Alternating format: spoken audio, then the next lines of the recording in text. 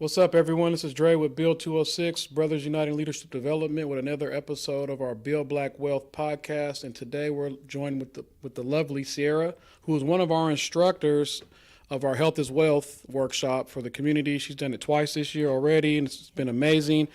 And I'm going to let her tell us a little bit about herself and her background in the health industry. Yeah. I'm Sierra. I'm the Black spiritualist, and I've been, as I stare at them, I've been, I don't know, a life coach and an energy healer for a decade now, which is crazy to think about. But I just went through my own journey, and that's what helped me kind of create the Health is Wealth workshop that I did with you guys, and just, yeah, I didn't really think too much about that. It's okay. Share a little bit about what energy healing is and like what you do. Like, what does it really mean? And even the life coach stuff around health. Like, kind of a synopsis of what got you into, like, what really drove you. You talked about your journey a little bit, but kind of what, kind of give us a little more insight of what it is. Yeah. So we can go, I guess, touching a little bit on like energy healing. A lot of people don't realize that we're energy beings, and our energy kind of dictates a lot of like our life and how we use our energy and spend our energy, but also like the energy that we're consuming as well. So for me, my journey was a lot of understanding and reflecting inside and what I had going on and how can I share my journey with others so that they can also heal. So part of my journey, like I've lost 100 pounds. I got out of like a terrible, unsatisfied relationship and completely shifted like my career and refocused just what I want to do and the type of impact I want to make. And so all of that came from like looking inside and, going on my journey. It sounds really cheesy, but like it's real. So, but yeah. No, and I know we've been touching base about, because I'd be serving the juice, telling people like they need to help themselves and trying to, but it's like I don't really do the best myself. So I'm looking forward to really tapping in with you and Yeah. doing better of taking care of myself and relying on your expertise to help me with that. Yeah. It's definitely like a challenge to find balance in taking care of ourselves, but also like doing the things that we need to do to be like a sustained like person in this system of society and community. Like we give a lot to those things and forget about dealing with the energy of ourselves and our chakras and just all of that too. So I understand. Yeah. Right. So I appreciate it. I'm looking forward. Next question is what is your motivation in doing the work that you do? You shared a little bit about it, but then also like who or what, like why do you do it for? Like, like what's the overarching, like what's your why? My big why is that I see a lot of suffering in our community. I see a lot of people holding on to like ideas that maybe don't actually serve them because they just have a false understanding of like what spirituality is or a false understanding of what it means to like get your energy right. And it's so much like in our mind we have choices, and a lot of things come down to like how you perceive things and how you want to like take in situations. And so I see a lot of like the Black community, they'll just be like, I don't know about that, like, or I can't do that because that's just not how I was raised, or that's not my thought. But like the life you're born into is not the life you have to live. And a lot of people live these like residual cycles of trauma, residual cycles of like just the same issues that their parents dealt with without understanding the choices that we have in those things and overcoming like those like subconscious beliefs that were put in us by our parents and our teachers and the people who were our early like teachers. So for me, seeing that suffering in others and me going through my journey of healing, it's like, yo, like I can see myself in you just like anybody else. Like I have so much compassion for so many human beings on this planet because we can always see ourselves or a piece of ourselves in someone going through something. And for me, being able to shift the narrative and change the story and teach people how to like overcome their issues and teach people how to take ownership of their healing and just sharing that with others and sharing like a little bit of hope, because if like we don't know what we don't know, Right. And to have someone go like, well, I do know this, and it may be different than what you believe, but if you're open to it, you can heal and you can do something different and really take care of yourself as a being. Yeah, and the piece that you just said really resonates. Where you don't know what you don't know, and that's one part of Build Black Wealth, right? We're sometimes precluded from learning. It's in school. The systems aren't teaching us. We're not having the mentors that are connected. Our parents may not know it. You know, nobody's rapping about it or singing about it, right? You know what I'm saying? At the level that we need to them to be. But then the health piece too, right? You know, and how that ties in. That's why it was so important for us to work with you to do the health as well, because you can have all the wealth you want if you're not balanced and you're not enjoying life. It really You're doesn't. going to sabotage. You're Right. going to have, yeah. Right. You're not going to make smart, healthy choices. You're not going to, you're going to indulge in things that don't feed what you actually want in life. Right. And if you don't know what you don't know, like you said, it's another opportunity for the health piece, but also the wealth piece. So, Yeah. in your own words, why is building wealth important for the Black community, and how does your work apply to building wealth? Coach Pascalina Coach Pascalina from Fine Gang, she was, something that she said resonate with me, which is like, it's not just about like generational wealth, but generational health. And repeat the question one more time. Sorry. So, in your own words, why is building wealth important to the Black community? And then how does your work apply to building wealth? Gotcha. Okay.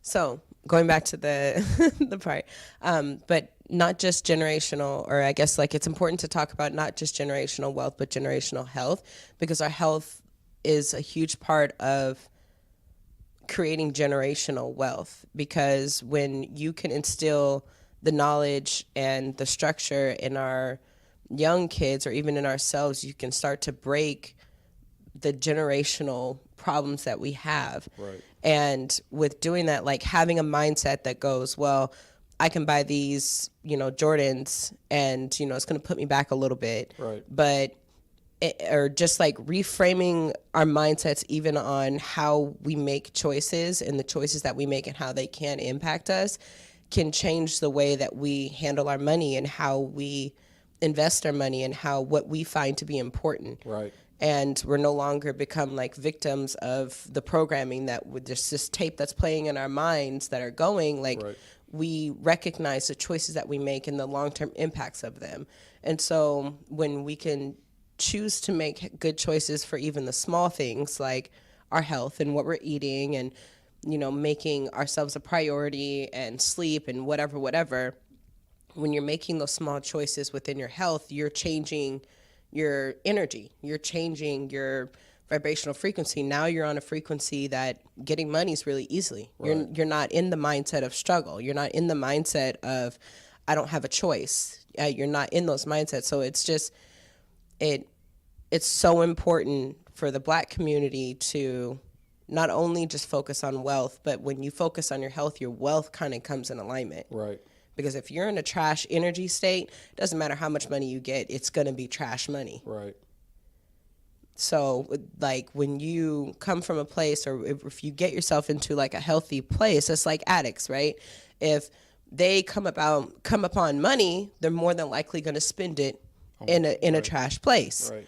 But if you take someone who's in a healthy mindset and they come upon some money, they're going to put it into some healthy places. Right. So not cash money. You said trash money. Yeah. I done heard a couple of slogans we're about to run with: generational health, build Black health. We're about to run it up. What are some common misconceptions or myths in our community about the work that you do? I think the biggest like myth, or the biggest just false belief that is like a collective belief, is that, well, this is just how it is. Well, this is how it's always been. This is what my dad did. And people accepting this idea that they don't have a choice. Right. When, no, you have a choice. But it takes a hard journey of like looking inside and going, why do I want this so bad? Oh, it's because this person has it. And if I don't have it, then I'm going to feel left out. And my boys aren't going to like me if I don't have this or whatever. But do they have any impact on your actual life, your Right. actual well-being?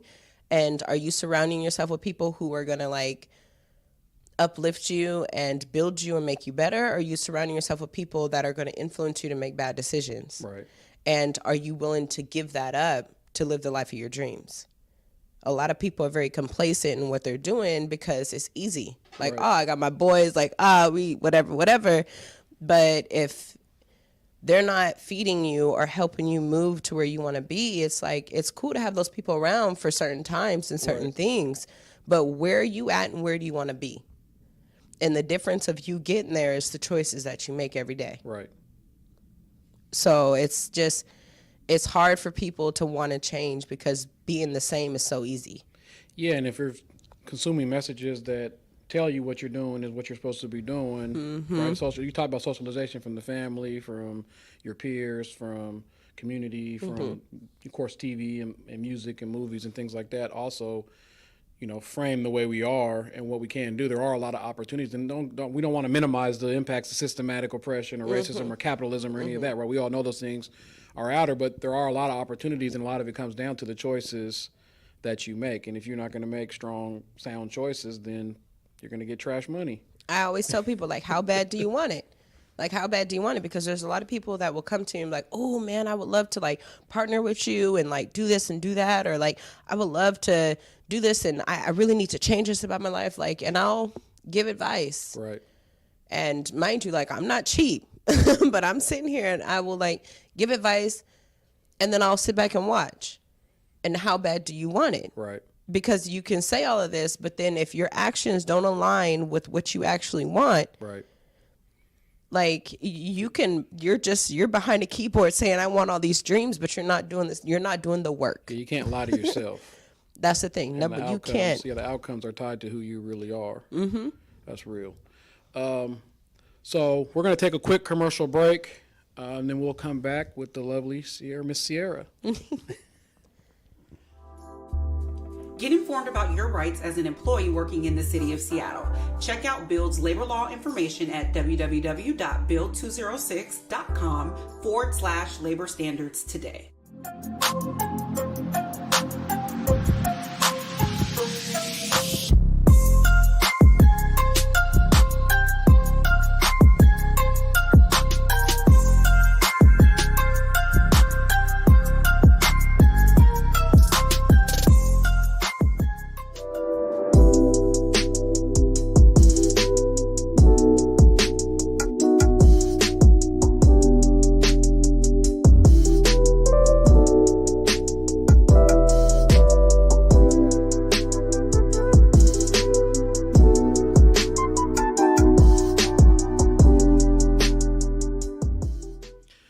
Welcome back to the Build Black Wealth podcast. We are here with Sierra from the Space Inside. So I want to give you an opportunity to share a little bit about the work that you're doing with Space Inside.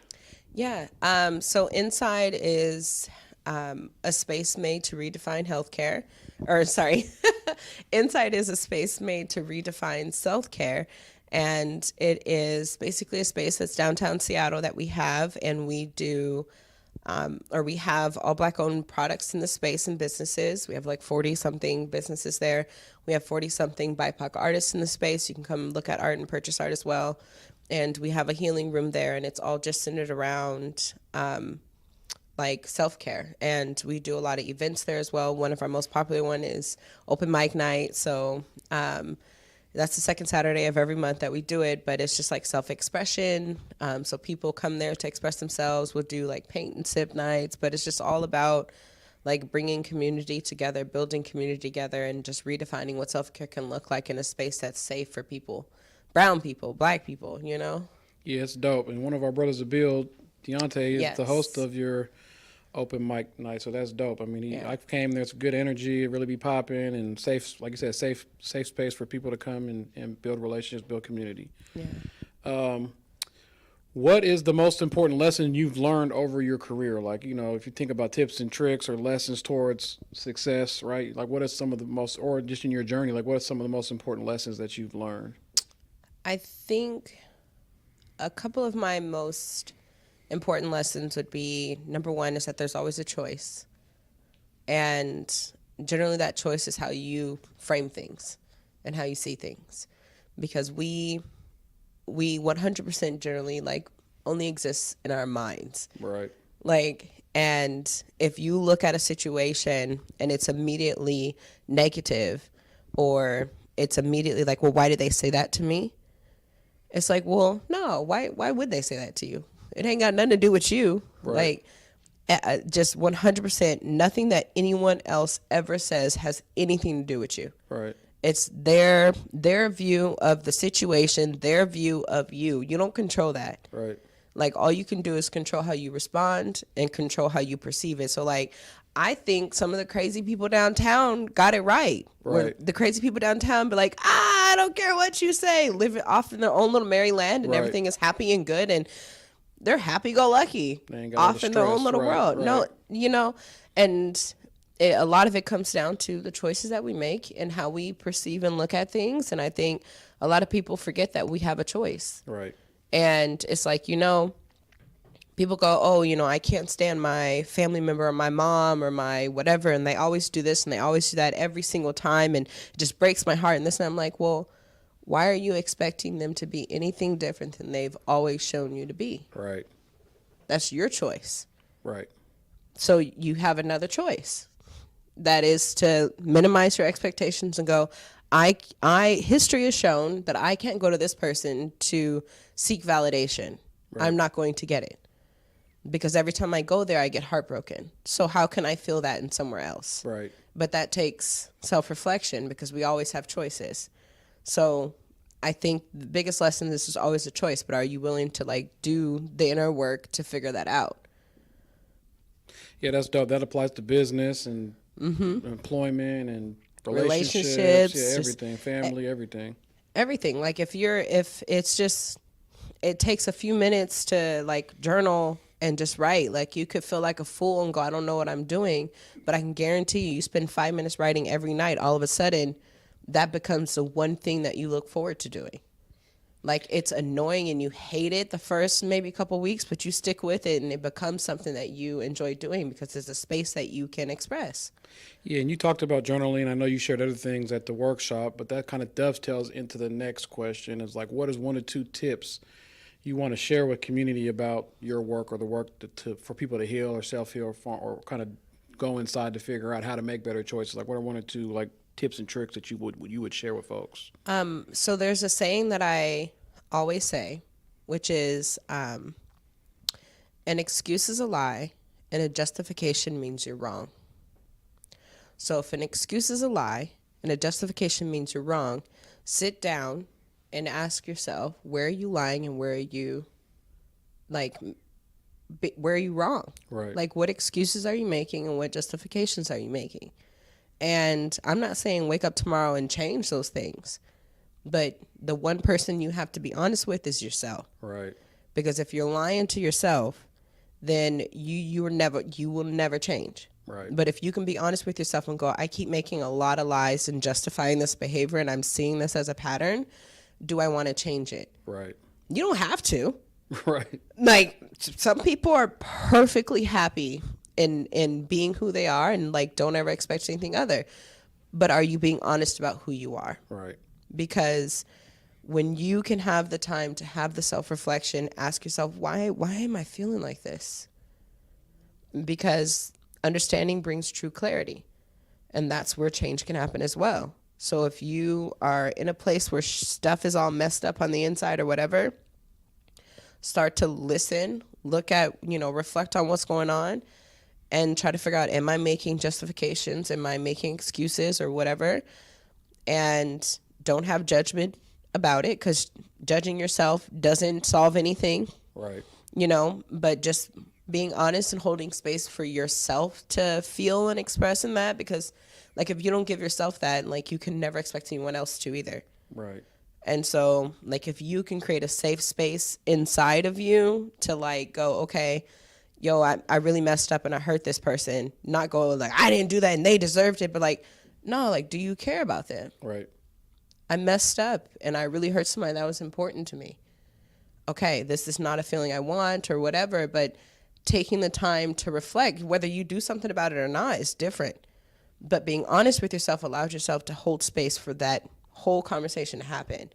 But when you can have that self-reflection, then you can decide if you want to change behaviors or just keep going with what you're doing. Yeah, so what I'm hearing is really you got to create a safe space with yourself and be real with yourself. You said you can't lie to yourself, and a lot of times maybe we are lying to ourselves or making excuses on why we're doing what we're doing or how we're responding to things. And what I'm hearing you say is like, if you can't learn to keep it real with yourself, like you're not going to be real really anywhere else. Yeah, and a lot of people will be like, yes, basically. Basically, that's what it boils down to for real. Yeah. So one more question before we wrap. I really want to ask you, what do you feel like the most important resources that are needed for the Black community, specifically around building wealth?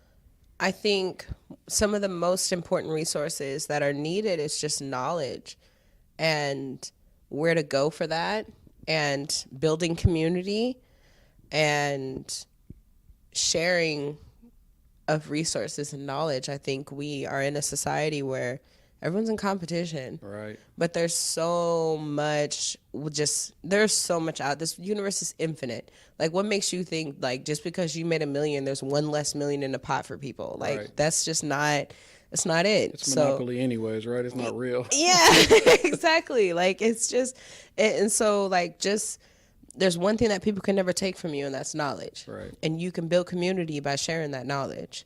And, you know, if you're to wake up tomorrow and be broke, but you have no community, you probably won't want to be alive. Right. So really think about the time that you're spending and who you're spending it with, and the type of legacy that you're leaving, and the knowledge that you hold in your heart, and the knowledge you're sharing with others, and the knowledge you're consuming. That's real. Yeah, it's all about what you take in, what your inputs are going to be, what your outputs are. If you're taking in negativity from yourself, from the world, from everywhere else, that's probably what your outputs are going to be. So before we roll out, I want to give you an opportunity to share how folks can get in contact with you and the work that you're doing. Yes, hit us up on Instagram at @ASpaceInside, ASPACE Inside, INSIDE. So yeah, you guys make sure you hit them up, see the wonderful work that they're doing. The information's also in the description. This is a lot of good gems. This is Dre once again with Brothers United Leadership Development, Bill 206, and this is part of our Build Black Wealth podcast series. Until next time, peace. Peace.